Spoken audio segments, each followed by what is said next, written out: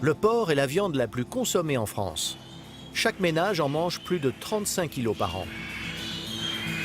Pour répondre à cette demande, les porcheries industrielles sont devenues de véritables usines à viande. Ces conditions d'élevage ont-elles un impact sur la qualité de notre alimentation? Manger du porc peut-il nuire à la santé? Pour nous aider dans notre enquête, nous rassemblons un comité d'experts composé de scientifiques reconnus. Pierre Menton, chercheur, expert en santé publique. Annie Sasco, épidémiologiste, experte en maladies environnementales. André Picot, toxicologue, expert en métaux lourds et contamination chimique. Laurent Chevalier, médecin, expert en nutrition. David Servan-Schreiber, neuropsychiatre, expert en prévention du cancer.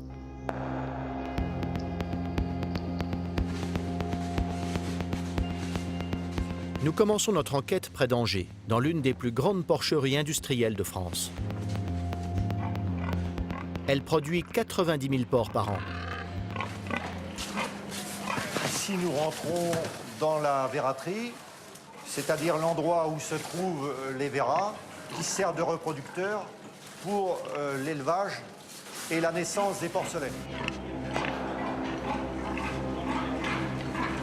Pour satisfaire les besoins de la grande distribution, les laboratoires de recherche génétique mettent au point en permanence de nouvelles variétés de porcs. Donc vous voyez, ici vous avez un animal très conformé, qui a été sélectionné sur sa capacité à faire du muscle et sa capacité à avoir une longe très rebondie, donc pour les futures côtes de porc, et à l'arrière un jambon très prédominant. Et en 40 ans, les porcs rustiques sont devenus des porcs modernes, très bodybuildés. Vous avez ici un exemple d'animal qui a une viande très diététique, c'est-à-dire on a complètement fait disparaître l'épaisseur de lard qu'ils avaient sur le dos.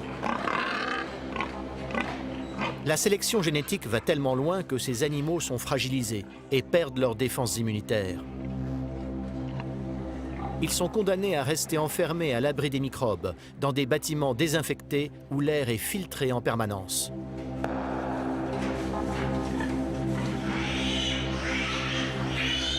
De leur côté, les truies vivent entravées et enchaînent les portées. Gestation, mise bas, allaitement, elles donnent naissance chaque année à plus de 30 porcelets. À ce rythme, elles multiplient les mammites et les cystites. Donc ici, nous rentrons dans la partie engraissement. Les porcs sont engraissés sur des caillebotis au-dessus de leur déjection. L'air confiné se charge de poussière et d'ammoniac, provoquant de nombreuses maladies respiratoires et digestives. Un porc sur 10 n'atteindra pas l'âge adulte. C'est des bêtes de course, hein. C'est des Formule 1, il suffit qu'ils mangent de trop, et puis il a un souci intestinal, donc ça peut provoquer la mortalité, hein. C'est une Formule 1 compliquée, difficile à maîtriser, donc il faut beaucoup de professionnalisme pour gérer et suivre l'élevage. C'est ce qui fait d'ailleurs la difficulté de l'élevage moderne actuel. Malgré ces conditions d'élevage, les éleveurs nient utiliser beaucoup d'antibiotiques.